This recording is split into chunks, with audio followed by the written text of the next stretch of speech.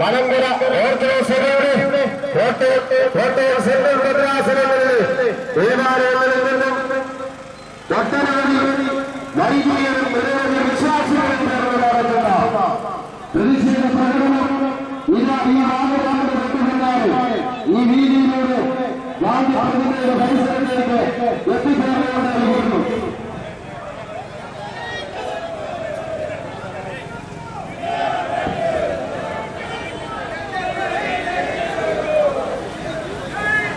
എണ്ണമറ്റ പോരാട്ടങ്ങളിലൂടെ നേടിയെടുത്ത സഭയുടെ സ്വാതന്ത്ര്യവും സ്വത്തും യാതൊരു വൈദേശിക നിലവാരത്തിനും അടിയറ വയ്ക്കുകയില്ല എന്ന് ഉറക്കെ പ്രഖ്യാപിച്ചുകൊണ്ട് കേരള ഹൈക്കോടതിയുടെ അസന്നിഗ്ധമായ വിധിയുണ്ടായിട്ട് ആ വിധി നടപ്പാക്കുന്നതിന് വിമുഖത കാട്ടുന്ന കേരള സർക്കാരിന്റെ അവഗണനാ നയത്തിൽ പ്രതിഷേധിച്ചുകൊണ്ട് മലങ്കര ഓർത്തഡോക്സ് സഭയുടെ പരമാധ്യക്ഷൻ പരിശുദ്ധ ബസേലിയോസ് മാർത്തോമ പൗലോസ് ദ്വിതീയൻ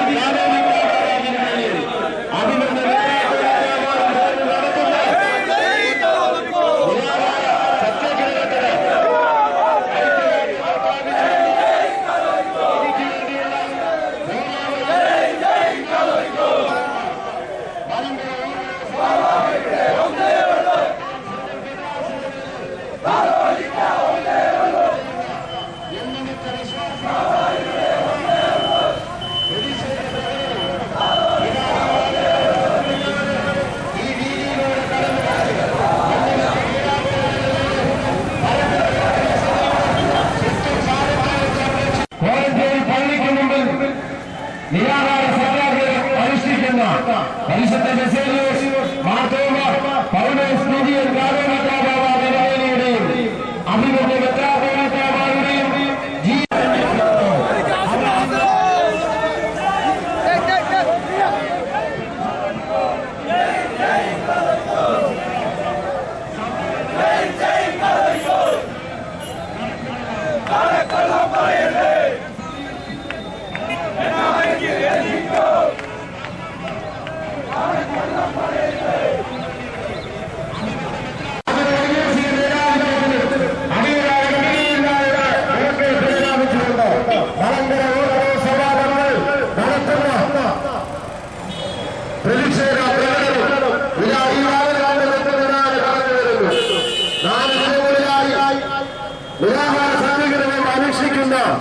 മലങ്കര ഓർത്തഡോക്സ് സഭയുടെ പരമാധ്യക്ഷന്റെ പരിശുദ്ധ ബസേലിയോസ് മാർത്തോമ പൗലോസ് ദ്വിതീയൻ കാതോലിക്കാബാബയുടെയും അഭിമന്യ മെത്രാപ്പോലീത്താമാരുടെയും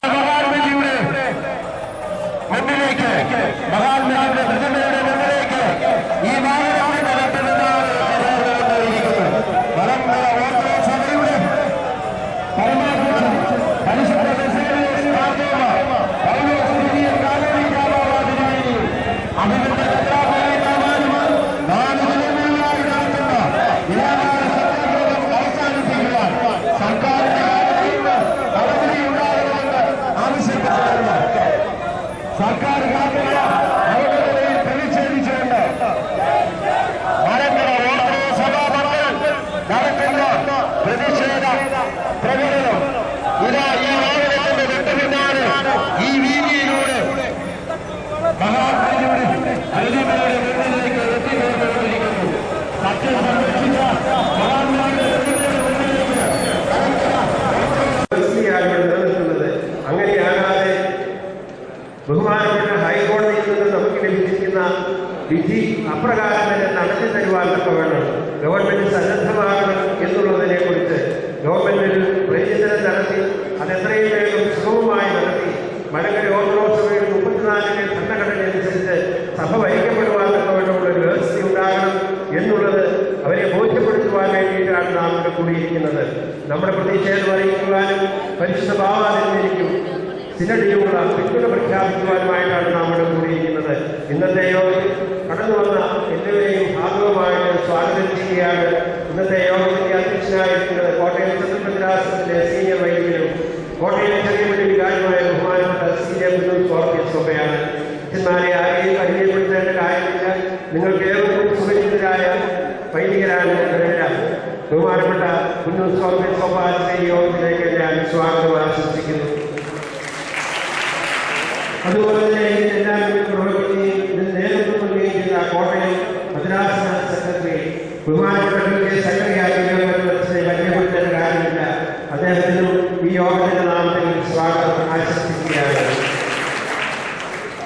ഇനി ഒരു വാക്കിൽ ഞാൻ എന്റെ സ്വാഗതം മലയാള സഭയുടെ ചരിത്രം ഇതുവരെ നമ്മൾ പരിശോധിച്ചാൽ പോരാട്ടത്തിന്റെയും ഒരുപാട് ത്യാഗങ്ങളുടെ നഷ്ടങ്ങളുടെ കണക്കുകൾ മാത്രമേ തിരിച്ചു നോക്കിയാൽ നമുക്ക് കണ്ടെത്താനാവുള്ളൂ.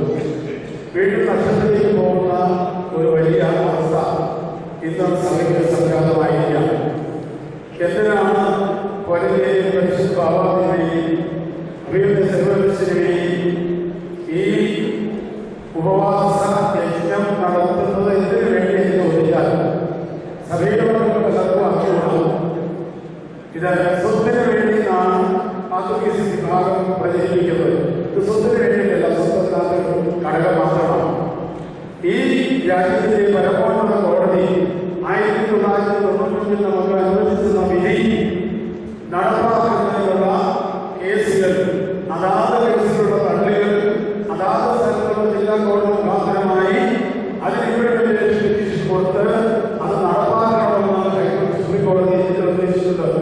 അതനുസരിച്ച് കോടതിയുടെ വിധി ഓർത്തഡോക്സ് വിഭാഗത്തിന് അനുകൂലമായോ ആ വിധി അസ്ഥിരപ്പെടുത്തണമെന്ന് ആവശ്യപ്പെട്ടുകൊണ്ട് പാത്രക്കേസ് വിഭാഗങ്ങളുടെ ജില്ലാ കോടതി ഹൈക്കോടതി കേസ് കൊടുത്തു. ആ കേസ് പ്രതികൂലമായി ജില്ലാ കോടതി കൊടുത്തു, അവിടെ നിന്ന് പ്രതികൂലമായി. അതിന് അപ്പീൽ ഹൈക്കോടതി കൊടുത്തു, അവിടെ നിന്ന് തള്ളിപ്പോയി. അപ്പൊ അന്തിമമായിട്ട് ഓർത്തഡോക്സ് സഭയുടേതാണ് പള്ളി, അതിന്റെ സ്വത്തുക്കളും അതിന്റെ ഭരണങ്ങളും ഓർത്തഡോക്സ് സഭയുടെ ഭരണപ്രകാരം നടത്തപ്പെടേണ്ടതാണെന്ന് വളരെ വ്യക്തമാണ്.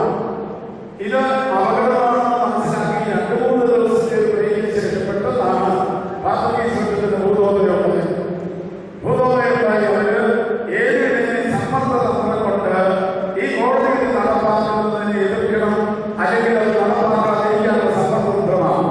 അതിന് ആദ്യം ചെയ്തത് അവരെ ചെയ്ത 2-3 സാമാജികന്മാരുണ്ട്. ആ സാമാജികന്മാരെ അവർ സ്വാധീനിച്ച് പറഞ്ഞു, നിങ്ങൾ രാജിവെക്കണമെന്ന് പറഞ്ഞു. അവർ ഭീഷണിമായി കേസുമായി കാര്യങ്ങൾ ജോബിൽ കിട്ടില്ല. അവരോട് നിങ്ങൾ രാജിവെക്കുന്നു. നമ്മുടെ ബഹുമാനപ്പെട്ട മുഖ്യമന്ത്രി ആകപ്പാട് ആവശ്യപ്പെടുന്നില്ല, കോടതിയിൽ നടപ്പാക്കണമോ നടപ്പാക്കാൻ പാടില്ല. ഇങ്ങനെയൊരു സന്നിഗ്ധാവസ്ഥയിൽ വന്നപ്പോഴാണ് സഭ നടപ്പാക്കണം എന്ന് ആവശ്യപ്പെട്ടുകൊണ്ട് ഇങ്ങനെയുള്ളൊരു സമാധാനപരമായ ഒരു ഉപവാസ യജ്ഞത്തിലേക്ക് കടന്നത്. ഇതിനു മുൻപ് 4 വർഷത്തോട് തന്നെ ഒരു ഉപവാസം നടത്തി. അന്ന് നമ്മുടെ ഭരണാധികാരികൾ നമ്മളെ ചതിക്കുകയാണ് ചെയ്തത്. മന്ത്രിമാരും MLA-മാരും വന്ന് വളരെ സമാധാനപരമായ ഒരു തീരുമാനമുണ്ടാക്കി പള്ളി തുറന്ന് അന്ന് രാത്രിയിൽ തന്നെ കഴിവിട്ട് വൃത്തിയാക്കി അന്ന് വഴിയിട്ട് വീണ്ടും പ്രശ്നമുണ്ടാക്കി പള്ളിക്കൂടി. എന്നും നമ്മുടെ ഭരണാധികാരികളെ സഭയോട് കാണിച്ചിട്ടുള്ളത് അവഗണനയേ ഉള്ളൂ എന്ന് പറയാതിരിക്കാൻ കഴിയും. പ്രത്യേകിച്ച് നമ്മുടെ നമ്മളെ സഹായിക്കുമെന്ന് പ്രതീക്ഷിച്ചിട്ടുള്ള ആളുകൾ പലരും നമ്മളോട് അവഗണനയാണ് കാണിച്ചിട്ടുള്ളത്. നമ്മൾ അവരോട് പ്രതിഷേധം അറിയിക്കുകയാണ്. അവരുടെ കണ്ടുപോകാൻ വേണ്ടിയാണ് നമ്മൾ ഈ പ്രകടന കോട്ടയത്ത് നടത്തുന്നത്. തീർച്ചയായിട്ടും അതിന് അതിൻ്റെതായ ഒരു ഇഫക്റ്റ് ഉണ്ടായിട്ടുണ്ട് എന്നുള്ളതിന് യാതൊരു സംശയവുമില്ല. തീർച്ചയായും മറ്റുള്ള സഭകൾ എല്ലാ കാര്യത്തിലും തെരുവിൽ കടന്നതോടല്ല, തെരുവിൽ എല്ലാ കാര്യത്തിലും കടന്ന് അളമുട്ടിയാൽ ചേരി വയ്ക്കുന്നതുപോലെ മലകര സഭയുടെ മക്കൾ ആവശ്യത്തിന് മാത്രമേ പ്രതിഷേധിക്കപ്പെട്ടാറുള്ളൂ. അവരുടെ ആവശ്യത്തിന് അത്യാവശ്യത്തിന് വേണ്ടി മാത്രമാണ് ഈ കാര്യങ്ങൾ ചെയ്തുകൊണ്ടിരിക്കുന്നത് നമ്മൾ ഓർക്കുന്നതുകൊണ്ട് ഈ ഒരു വീഡിയോ നഷ്ടപ്പെട്ടു പോകരുത്. നാളെയോ ഞായറാഴ്ചയായിട്ട് വേഗം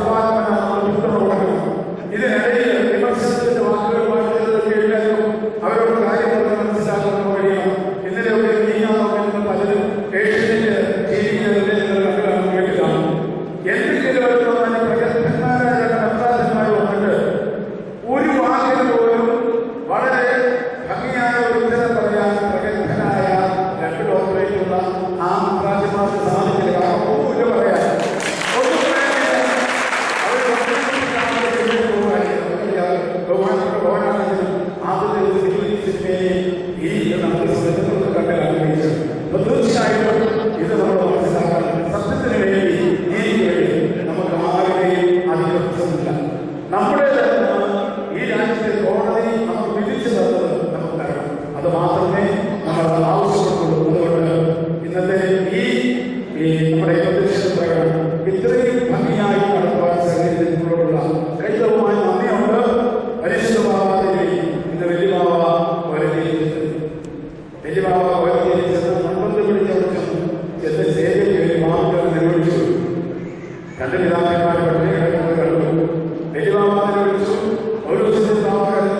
ഇതിന് അപ്രാജമായി കൊണ്ടുവരുന്നു. ജനങ്ങൾ മുഴുവൻ കൃത്യമായി കൂട്ടത്തിലൂടെയായിരുന്നു. തീർച്ചയായിട്ടും അത് നിരാശയുടെ നിലവിലോ കടന്നതിലല്ല, ദൈവത്തിന്റെ ആവശ്യപൂർവമായ ഒരു നിലവിലോ കടന്നതാണ്. തീർച്ചയായും അതിന് ഫലമുണ്ടാകും എന്ന് ഞാൻ പൂർണ്ണമായിട്ട് വിശ്വസിക്കുന്നു. നമ്മുടെ വിജയിക്കുന്നതോടൊപ്പം എല്ലാവരും പ്രാർത്ഥിക്കണം. പ്രാർത്ഥനയാണ് പ്രധാന ശക്തി. വീടുകളിൽ പ്രാർത്ഥിക്കണം, ഇടവുകളിൽ പ്രാർത്ഥിക്കണം, ദൈവത്തിൽ പ്രാർത്ഥിക്കണം. ഇന്ന് നടന്ന ഈ സമ്മേളനത്തിന് നിങ്ങളുടെ സാന്നിധ്യം കൊണ്ടും വിലയേറിയ സഹകരണം കൊണ്ടും അനുഗ്രഹിക്കുന്നതിന് വ്യക്തിപരമായ നിലയിൽ ഉള്ള നന്ദി ഞാൻ അറിയിക്കുന്നു. ഒരു പ്രമേയം കൂടി വാക്കുകളിൽ കൂടി ഇവിടെ ഞാൻ അവതരിപ്പിക്കാം. ആ പ്രമേയം ഭാരതത്തിലെ പരമോന്നത കോടതിയാണ് സുപ്രീം കോടതി. കേരളത്തിലെ ഹൈക്കോടതിയിൽ അനുവദിച്ചു വന്നതായ പള്ളിയും അതിന്റെ സ്വത്തുക്കളും വിധി നടപ്പാക്കി ഈ മനസ്സിലെ ഓരോ സ്ഥലത്ത് നേടിത്തരണമെന്ന് കോട്ടയം വിദ്യാലയത്തിൽ കൂടിയ കോട്ടയം സെൻട്രൽ കോടതി മദ്രാസ് യോഗം ബഹുമാനപ്പെട്ട കേരള ഗവൺമെന്റിനോട് ബന്ധപ്പെട്ട അധികാരികളോടും വളരെ വിനയോടും സ്നേഹത്തോടും അഭ്യർത്ഥിക്കുന്നു. ഈ പ്രമേയത്തിന്റെ അവതാരം